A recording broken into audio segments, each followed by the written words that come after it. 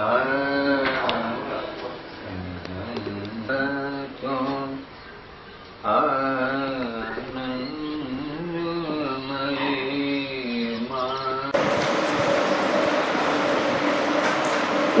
જય રમાનાથ અમૃતમ ખંડ 7 પ્રેરણા નંબર 1283.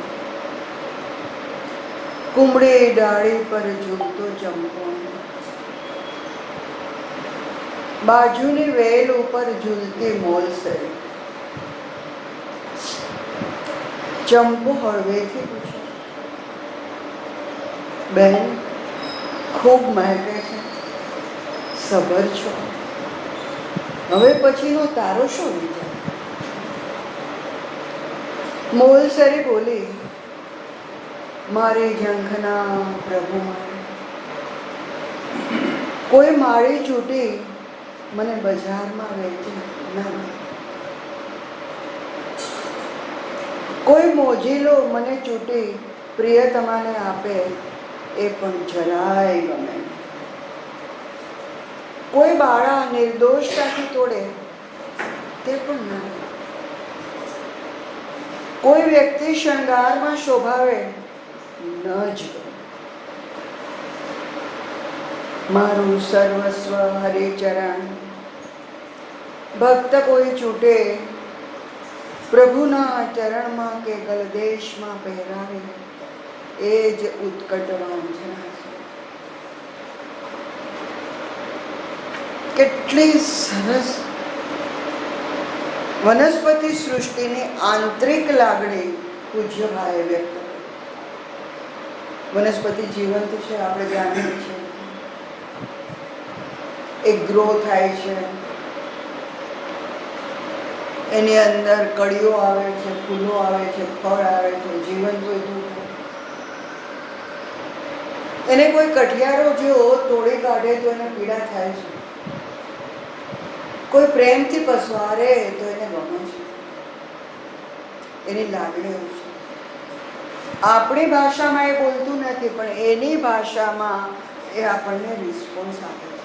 ક્યારેક ઝૂકી જાય છે, ક્યારેક નમી જાય છે, ક્યારેક એકદમ પ્રફુલ્લતા વ્યક્ત કરે. આપણને થતા કેમ આટલું બધું સુંદર લાગે, ફૂલ કેમ આટલું સુંદર લાગે, પાનમાં આટલો ચરકાટ છે, આજ કંઈક નવું છે.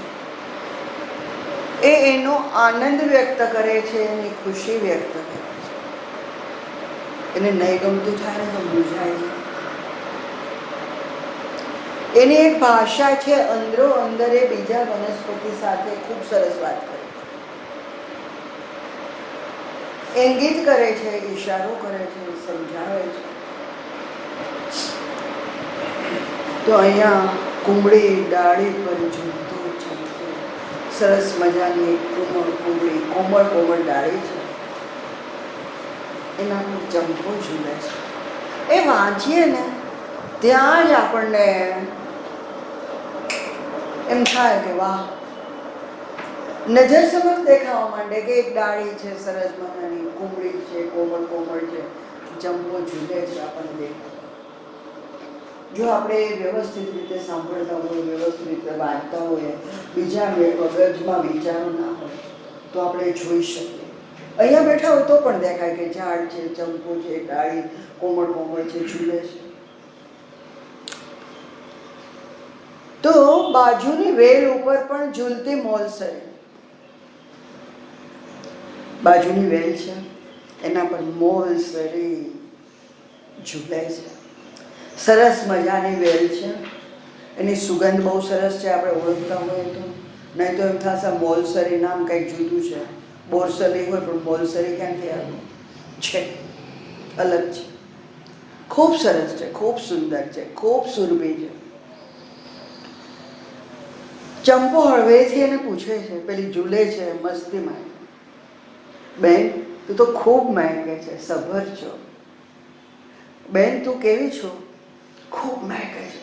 તારી સુરભી, તારી સૌરભ કેટલી અફલાતુન છે. મહેક ચારે બાજુ ફેલાઈ ગઈ છે, વાતાવરણ આખું મહેકી ઉઠ્યું છે. તું સવાર છો, તું ભરાયેલી છો. ખાલી ક્યારેક આપણને કાંઈક તકલીફ થાય, આપણે ખાલી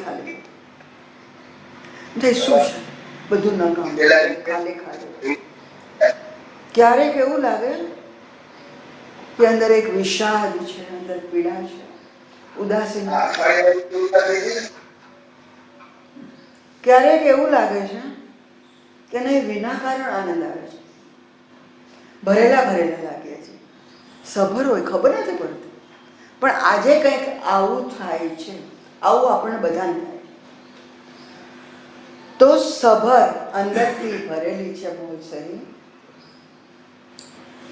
પેલો ચંપો છે એ જરાક વધારે પ્રશ્ન કરે છે, તું આટલી સરસ છે, આટલી તારામાં સૌરભ છે, આવી તું મહેકે છે, તું એકદમ સભર ભરેલી ભરેલી છે, આગળ શું વિચાર છે? મોલસરી એકદમ નિર્દોષ છે, હૃદયની ભાષા એકદમ વ્યક્ત કરી દે છે, છુપાવતી નથી. મોલસરી બોલે, મારી ઝંખના પ્રભુ માટે, હું પ્રભુને ઝંખું છું, પ્રભુ માટે ને મારી ઝંખના, મને બીજું કંઈ નથી જોતું. કોઈ માળી ચૂંટી લે, મને બજારમાં વેચે નથી ગમતું. બાગબાન બગીચાનો માળી આવે, ફટાફટ સવારે ફૂલો ચૂંટે, એમાં મને ચૂંટી લે, મને નથી ગમતું. શું કરું? લાચાર છું. એ ચૂંટે છે તો હું અહીંયા ચીટકી નથી શકતી, એ મારી મજબૂરી છે. એ ચૂંટે ને હું ત્યાં ત્યાં ચોંટાયેલું નથી થતું. એ બજારમાં વેચી આવે છે, એને પૈસા મળે છે, નથી ગમતું. કોઈ મોજીલું મને ચૂંટી પ્રિયતમાને આપે કે વાહ સરસ સુગંધ છે, લાવવાને આપી આવું, પેલી ખુશ ખુશ થઈ જાય, વાહ મારા માટે લઈ આવું. પણ મોલસરી ખુશ થઈ, એ મને ક્યાં આને આપી ગયું? મને પૂછવું તો ખરું કે આને આપવું કે નહીં, મારી લાગણીનો તો વિચાર કર્યો નહીં. એવું કોઈ વિચારતું નથી. કોઈ બાળા નિર્દોષતાથી તોડી, નાની છોકરી છે, એને બીજી ખબર નથી, પણ એને ગમી જાય છે માટે તોડી દે, નથી ગમતું, એ એને નથી ગમતું. કોઈ વ્યક્તિ શણગારમાં શોભાવે છે, કોઈ વ્યક્તિ શણગાર કરે છે, એને કારણે વધારે રૂપાળા ન જ ગમે. મોલસરીને આ ગમતું નથી. તો ભાઈ તને ગમે છે શું? તને આમાંનું એકઈ ના ગમ્યું, અને ગમવા જેવું એ નથી. મારું સર્વસ્વ હરિચરણ, મારી પાસે જે કાંઈ છે એ બધું હરિચરણ, હરિના ચરણોમાં સમર્પિત. જો મોલસરીની આવી ઈચ્છા છે તો આપણે પણ આ ઈચ્છા કરીએ. આપણે પશુ સૃષ્ટિ, વનસ્પતિ સૃષ્ટિ, જળચર, નભચર બધા કરતાં આપણામાં બુદ્ધિ વધારે છે, માનવની. એ બુદ્ધિનો સદુપયોગ કરીએ. બીજે લડાવવા કરતાં, બીજે એનો દુરુપયોગ કરવા કરતાં પ્રભુ નામ સ્મરણની અંદર, સંકીર્તનની અંદર, એના સ્મરણની અંદર, એના ચરણની અંદર આપણે બુદ્ધિનો ઉપયોગ કરીએ તો માનવ જીવન કૃતાર્થ થઈ જાય. કેમ કે આ બધા કરતાં ખૂબ ચડિયાતું માનવ જીવન છે. કોણ જાણે કેટલી યોનિમાં ભટક્યા હશો, પછી માનવ જીવન મળ્યું, ખબર નથી. પાછું મળશે કે નહીં ખબર નથી. તો જે મળ્યું એ અમૂલ્ય અવસર, અમૂલ્ય લાવો, એમાં એ પૂજ્ય ભાઈની સાથે. તો આનાથી વધારે તો બીજું શું હોઈ શકે? અત્યારે પણ પૂજ્ય ભાઈ છે, આ અમૃતમ રૂપે છે, અહીંયા વાઇબ્રેશન્સ રૂપે છે, અહીંયા એના રાજભવનમાં છે. આપણે રાજ શિષ્ય, માના ચરણોની અંદર આપણી પાસે જે કાંઈ છે એને જરૂર નથી. માં તારું છે, મારું કાંઈ નહીં. એ બધું ધર્યા પછી પણ થોડોક પાછળ રહી જાય છે, પોતે અલગ રહે છે. જે મારું છે, તારું છે, હું એ તારું છું. તું સંભાળ. દિલથી કહેશો ને તો એ સંભાળી લેશે. અને પછી તમે જે કાંઈ કરશો એમાં તમારું કર્તૃત્વ નહીં હોય, એક ટ્રસ્ટી રૂપે કરશો. ટ્રસ્ટીને ગમે તેટલું મોટું ટ્રસ્ટ હોય, ગમે તેટલી મોટી આવક હોય, એનું પોતાનું નથી. એ ન્યુટ્રલ ભાવે કામ કરે છે. જો ટ્રસ્ટી માલિક બની જાય ને તો એના જેવું પાપી કોઈ નહીં. માલિક આપણને જે ભગવાને આપ્યું છે એને માલિક નથી બનવું. ભગવત કૃપાથી મળ્યું છે. ભગવાનનો આભાર માનવાનો. સવારે સરસ મજાનો દિવસ ઉગે ને, તમને એમ થાય, બધાને થાય કે રોજ આનું સવારે ઉઠ્યા, સૂર્ય ઉગ્યો, ચાલો ભાવો આજ કામ કરવાના છે, આજ કરવાના લાગે. ત્યારે આગળ થોડોક વિચાર કરો કે સાજા સમા પથારીમાંથી ઊભા થાય. આપણું શરીર ચાલે છે, આપણું મન ચાલે છે, આપણે કરી શકીએ છીએ. જ્યારે અટકે ને ત્યારે માણસને ખબર પડે કે કેટલું અઘરું છે. બધા ઘરમાં સાજા સારા છે, જેમ ચાલે છે એમ બધી અનુકૂળતા છે.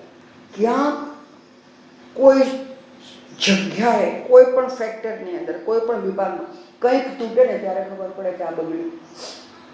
ભગવાન તે આપ્યું છે, તું સરસ ચલાવે છે, સરસ દિવસ મારા માટે ઉગાડ્યો, એના માટે તારો ખૂબ ખૂબ આભાર. જે રૂટીનનો આપણને કંટાળો આવે છે ને, ક્યાંક ફાચર પડે ને ત્યારે ખબર પડે કે આ ફાચર કેવી અઘરી છે. રિયલી સાચી વાત છે. ક્યાંક જીવનમાં છે આજનો દિવસ આવો ક્યાં ઉગ્યો, આ ક્યાં સમાચાર મળે. ભગવાન તું સારા દિવસ ઉગાડ, તારા ચરણે સમર્પિત કરું, તારો આભાર માનું. સાજો સમૂહ પથારીમાંથી ઊભો થયો અને હવે હું કામે વળું છું.